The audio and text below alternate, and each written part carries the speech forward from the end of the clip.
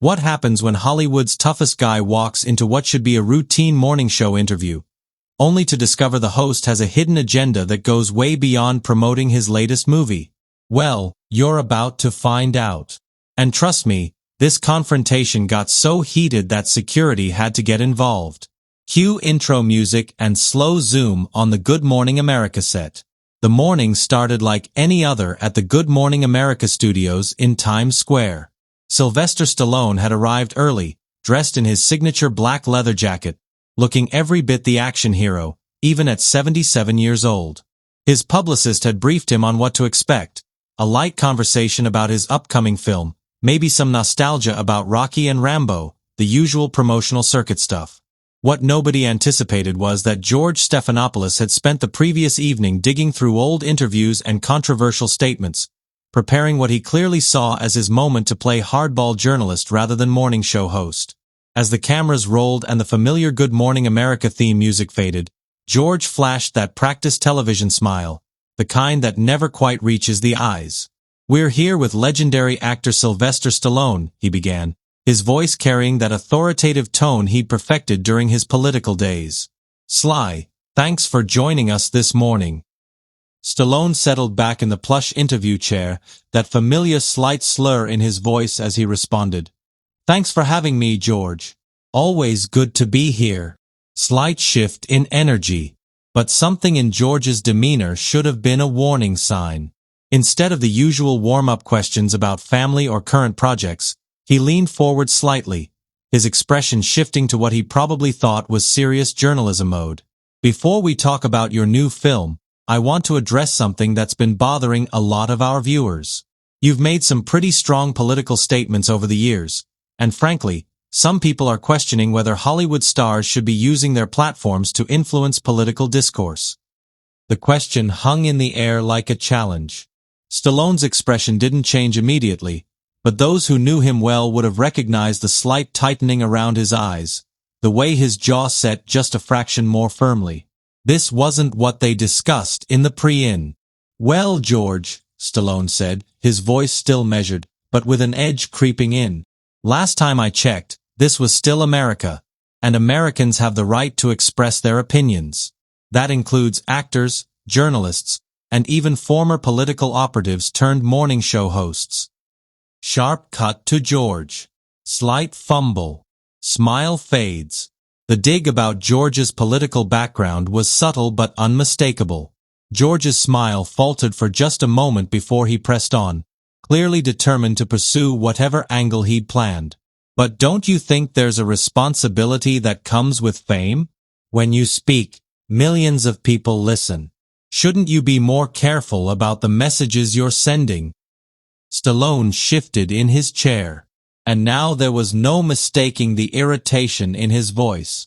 "Careful about what exactly? About speaking my mind? About loving my country? I've been in this business for 50 years, George, and I've never pretended to be anything other than what I am. If that bothers some people, well, that's their problem, not mine." The tension in the studio was becoming palpable. The camera operators exchanged glances, and in the control room, producers were starting to shift uncomfortably in their seats. This was supposed to be a promotional interview, not a political debate. George, however, seemed energized by the conflict. Perhaps he thought he was channeling his old political instincts, or maybe he genuinely believed he was doing important journalism. Either way, he doubled down. "I'm just saying that with great power comes great responsibility, and your platform gives you enormous power to influence people's thinking." "Did you just quote Spider-Man at me?" Stallone asked, and for a moment, there was genuine disbelief in his voice. "George, I came here to talk about my movie, to maybe share some stories that would entertain your audience. I didn't come here to be lectured by someone who spent years spinning stories for politicians about how I should use my voice." Beat. The jab lands hard. The reference to George's past as a political strategist and White House communications director clearly struck a nerve. George's professional composure slipped noticeably, his voice taking on a sharper edge. "I think that's a little unfair, Sly. My background gives me insight into how public messaging works. And I'm just suggesting that maybe, just maybe, you should think before you speak. Think before I speak, Stallone repeated, his voice rising slightly. The famous Stallone temper, usually kept well in check during public appearances, was starting to show. Let me tell you something about thinking before you speak, George. I've been thinking about what I want to say for 7 decades. I've earned the right to speak my mind, through hard work, through creating characters that inspired people, through entertaining millions of families. What gives you the right to sit there and tell me I should think before I speak? The studio audience, which had been expecting a light-hearted interview, was now witnessing something entirely different. Some looked uncomfortable. Others seemed fascinated by the unfolding drama.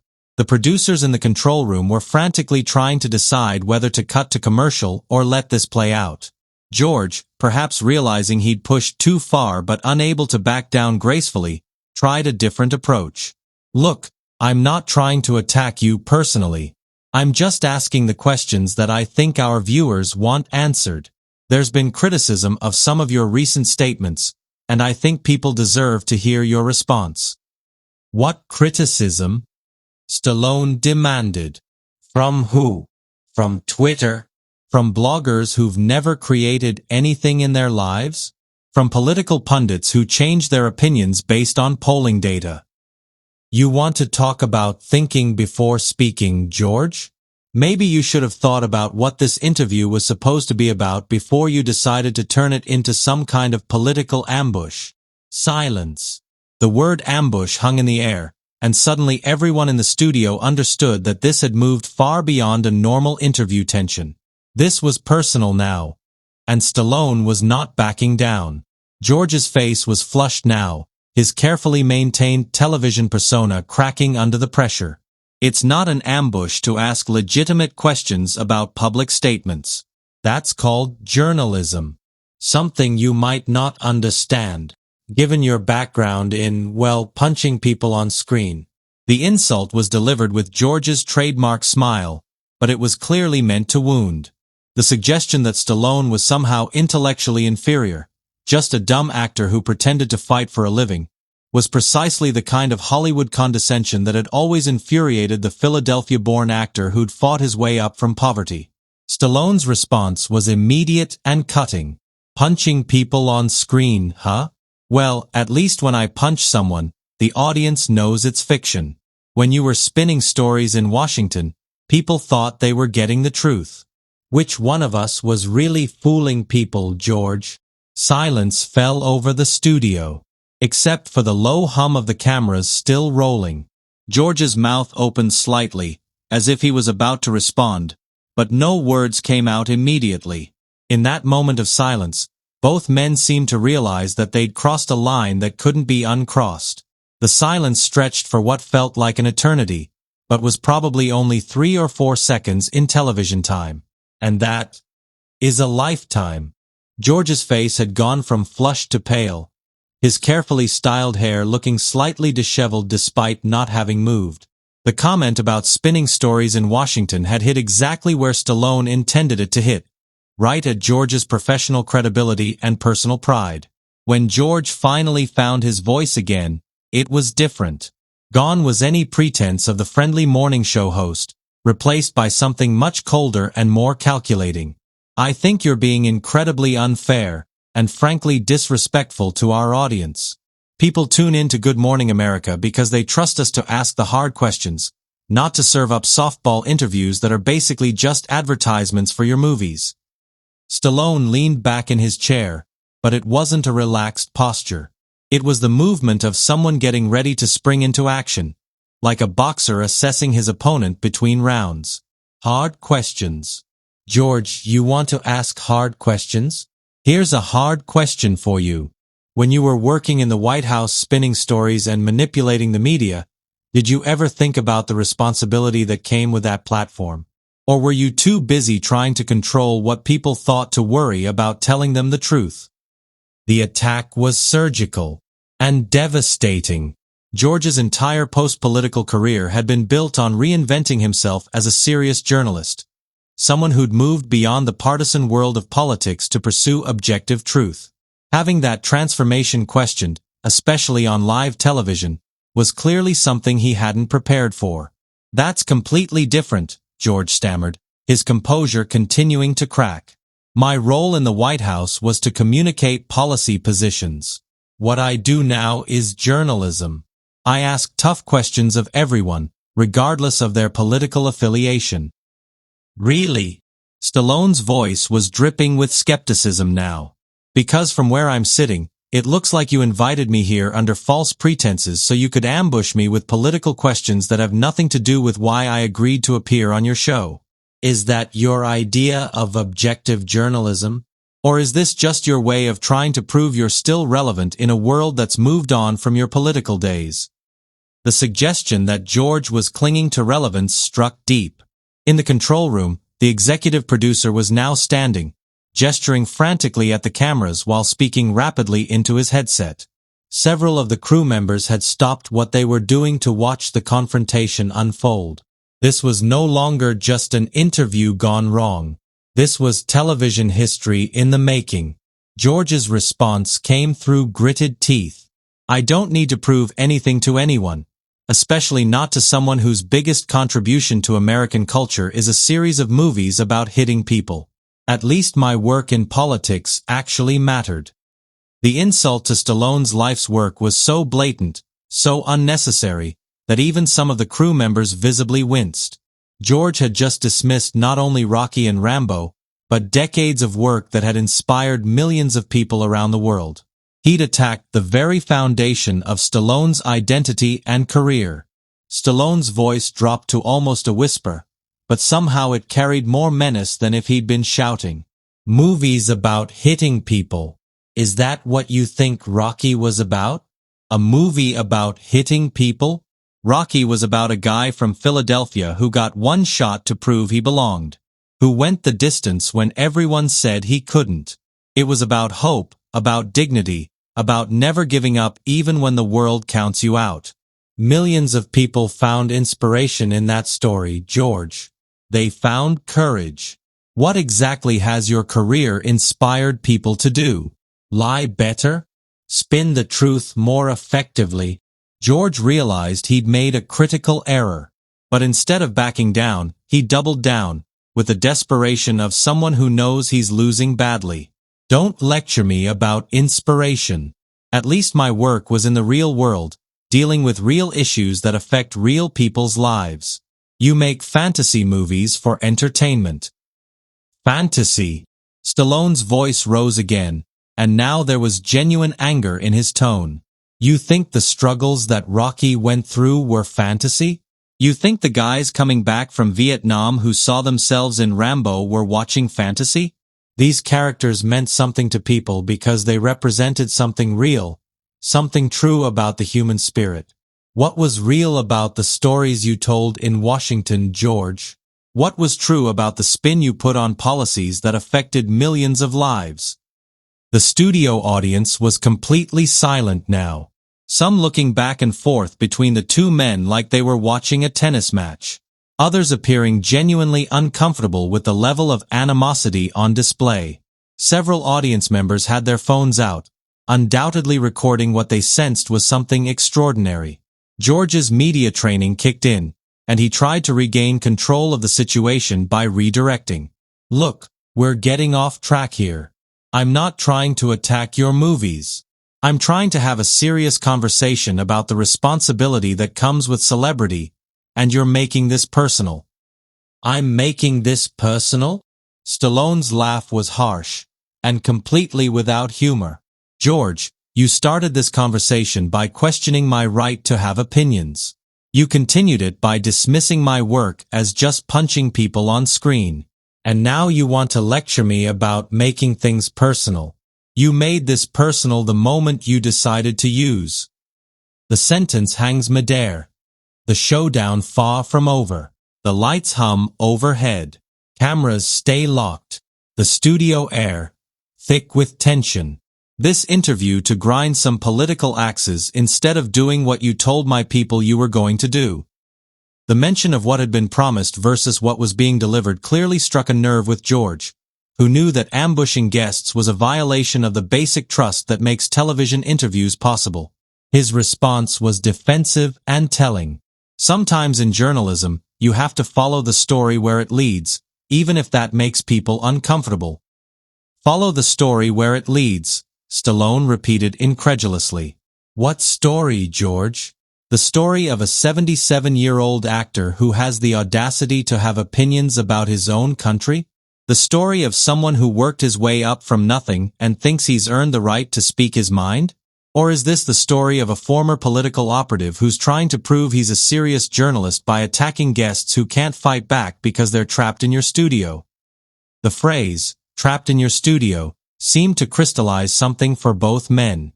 Stallone looked around at the cameras, the crew, the audience, all watching this confrontation unfold, and his expression hardened even further.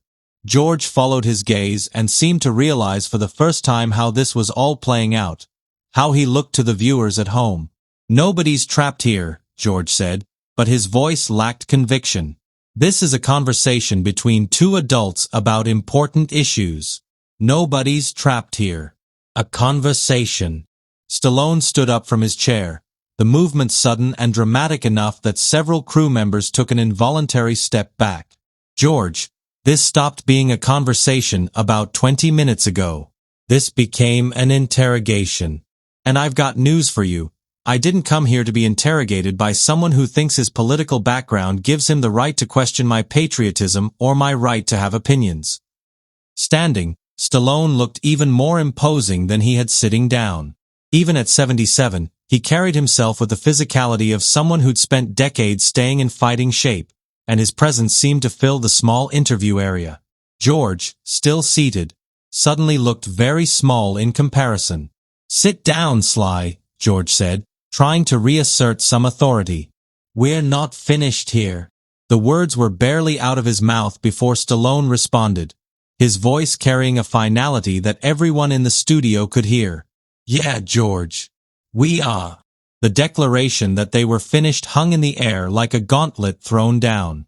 George, still seated and looking up at the towering figure of Stallone, made what would prove to be his final, and most catastrophic, mistake of the interview. Instead of accepting the clear signal that this had gone too far, instead of trying to salvage what remained of the situation, he chose to escalate one more time. You don't get to decide when we're finished, George said, his voice taking on an imperious tone that seemed to forget he was dealing with someone who'd spent decades refusing to back down from fights, both on screen and off. This is my show. This is my studio, and you agreed to be here. So sit down and let's finish this conversation like adults. The words were barely out of his mouth before everyone in the studio realized he'd made a terrible error in judgment. Stallone's expression shifted from anger to something much more dangerous. The kind of cold fury that had made his screen characters so compelling. When he spoke, his voice was quiet, controlled, but filled with an unmistakable menace. Your show. Your studio. He took a step closer to George's chair. Not threatening exactly, but definitely imposing. Let me tell you something about your show, George. I've been making movies since before you knew what a television camera was. I've been entertaining people, inspiring people, giving them characters they could believe in while you were learning how to lie professionally in Washington.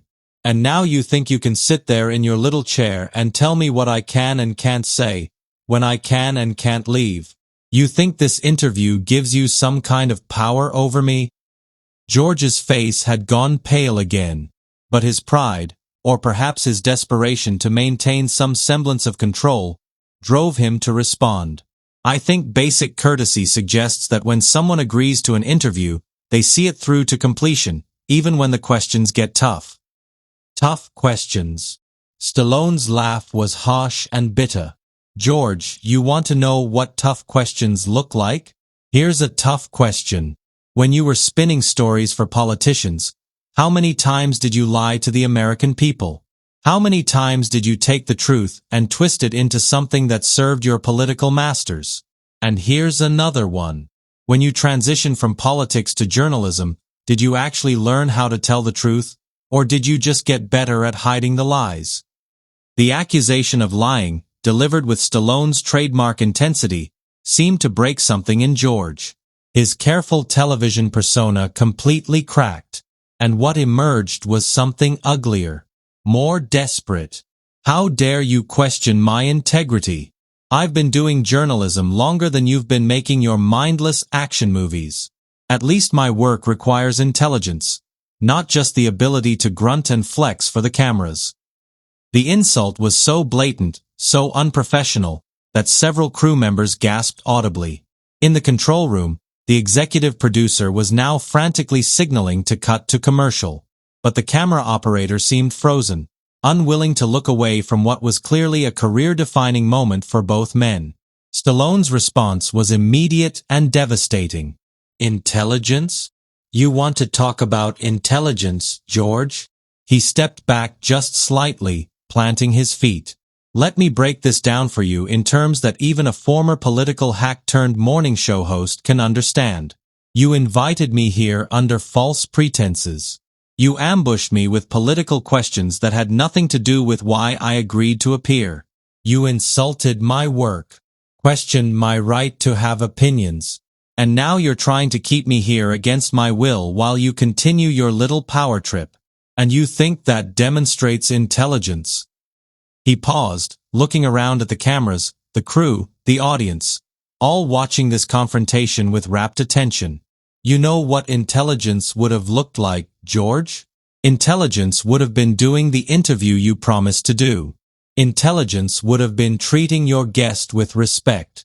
Intelligence would have been remembering that people tune in to morning television to be entertained and informed, not to watch some washed-up political operative try to relive his glory days by attacking movie stars. The phrase washed-up political operative hit George like a physical blow. His face contorted with rage, and when he spoke, his voice was shaking with fury. Washed up. I've forgotten more about journalism and politics than you'll ever know about anything other than pretending to be tough on camera. You're nothing but a muscle-bound has-been who peaked 40 years ago with a movie about a loser boxer. The moment the words left his mouth, George seemed to realize he'd gone too far. But it was too late. Calling Rocky a movie about a loser boxer wasn't just an insult to Stallone personally. It was an attack on something that millions of people around the world held dear. A character that had become an icon of perseverance and hope. Stallone's voice dropped to barely above a whisper, but it carried to every corner of the studio. A loser boxer? You just called Rocky Balboa a loser boxer. He shook his head slowly, as if trying to process the enormity of what he just heard. George, that movie wasn't about boxing. It was about a guy who got one shot to prove he belonged, who refused to quit even when everyone said he should. It was about dignity, about self-respect, about going the distance when the whole world counted you out, and you just called him a loser. The studio was completely silent now, except for the low hum of the cameras and equipment. Everyone present seemed to understand that they were witnessing something extraordinary. A moment when careful media management and professional courtesy had completely broken down, revealing something raw and human underneath. You know what, George? Stallone continued, his voice still quiet but carrying absolute finality. You're right about one thing. This is your show and this is your studio.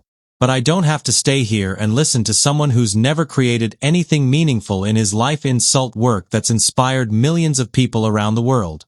I don't have to sit here while some former political spin doctor lectures me about responsibility and integrity. He started to remove the small microphone clipped to his jacket, the gesture somehow more dramatic than any screen exit he'd ever performed. You want to finish this interview so badly? Go ahead. Finish it by yourself. Talk to the cameras about how tough your questions were, about how you really showed that muscle-bound has-been who's boss. I'm sure your audience will be fascinated. George, perhaps realizing how catastrophically this had all gone wrong, tried one last desperate attempt at control. You can't just walk out. We have a contract. We have commitments. Stallone stopped removing his microphone and looked directly at George with an expression of complete contempt. A contract? You want to talk about contracts, George? The contract was for a promotional interview about my movie. What you delivered was a political ambush designed to embarrass me on national television. You violated the spirit of that contract the moment you decided to turn this into your personal vendetta against anyone who doesn't think the way you think they should. He finished removing the microphone and dropped it onto the small table between their chairs. The small thud somehow carrying enormous symbolic weight. As for commitments, my commitment was to be professional, respectful, and entertaining for your audience. Your commitment was supposed to be the same. Which one of us lived up to their commitments, George?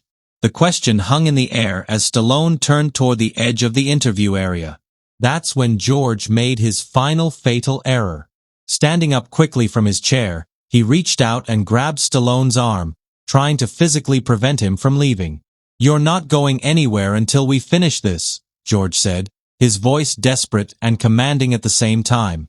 The physical contact was like touching a live wire. Stallone spun around, his face a mask of controlled fury, and looked down at George's hand on his arm, then up at George's face. When he spoke, his voice was deadly calm. Take your hand off me now. George, perhaps not fully comprehending the situation he'd created, maintained his grip. We're going to finish this interview like professionals. What happened next was swift and decisive. Stallone didn't strike George, didn't physically retaliate in any way that could be construed as assault. Instead, he simply shrugged his arm free with the casual strength of someone who'd spent decades in physical conditioning. The movement so effortless that George stumbled backward into his chair. Security, Stallone called out, his voice carrying clearly throughout the studio. I need an escort out of here. This interview is over, and this man just physically tried to prevent me from leaving. The word security seemed to break the spell that had held the entire studio frozen. Suddenly, everyone was moving at once. Security guards appeared from the wings. The executive producer emerged from the control room, and several crew members stepped forward as if to intervene, though none seemed quite sure what they should be intervening in. George, still seated in his chair where he'd stumbled, looked around wildly, as if trying to understand how everything had gone so wrong so quickly. This is ridiculous, he said, his voice cracking slightly. He can't just leave in the middle of an interview. One of the security guards, a large professional-looking man who'd clearly dealt with difficult situations before, approached Stallone respectfully. Mr. Stallone, is there a problem here? The problem, Stallone said, his voice calm and controlled again, is that I was brought here for a promotional interview and instead was subjected to a political ambush by someone who seems to think his background in government gives him the right to interrogate guests and then physically restrain them when they try to leave. The security guard looked over at George, then at the executive producer who had now reached the interview area. The producer, a woman in her 50s who'd clearly been in television long enough to recognize a disaster when she saw one, spoke quietly to the security guard, then approached Stallone. Mr. Stallone, I apologize for any misunderstanding. We can certainly arrange for you to leave if that's what you prefer. That's exactly what I prefer, Stallone replied. And I think your viewers deserve to know that this is what passes for journalism at Good Morning America now. Ambush interviews and physical intimidation when guests don't cooperate with the host's political agenda. As the security guards began to escort Stallone toward the exit, George called out desperately from his chair. This is exactly what I was talking about. You can't handle tough questions, so you run away like a coward. Stallone stopped walking and turned back one final time. The look he gave George was filled with something approaching pity mixed with disgust. A coward, George? You know what takes courage? Creating something that matters to people. Building characters that inspire hope and determination. Standing up for what you believe in even when it's not popular. You know what doesn't take courage? Hiding behind a television camera while you attack guests who can't fight back on equal terms. He paused, looking directly into the main camera as if addressing the viewers at home. And you know what really doesn't take courage? Calling someone a coward from the safety of your little chair after they've just walked away from a fight you started but couldn't finish. Those were the last words Sylvester Stallone spoke before security escorted him out of the Good Morning America studio, leaving George Stephanopoulos sitting alone in his chair, facing cameras that were still rolling and an audience that had just witnessed one of the most dramatic interview meltdowns in television history. The silence that followed was deafening, broken only by the executive producer's voice calling for them to cut to commercial immediately. But for those few seconds before the feed cut away, viewers got to see George Stephanopoulos sitting alone, looking smaller than anyone had ever seen him look before. The weight of what had just happened clearly beginning to sink in. And that's how one of Hollywood's biggest stars ended up being escorted out of a major network morning show. Not because he couldn't handle tough questions, but because he refused to be disrespected by someone who had forgotten the difference between journalism and persecution. What did you think of George's approach to this interview? Was he doing legitimate journalism, or did he cross a line? Let me know in the comments below.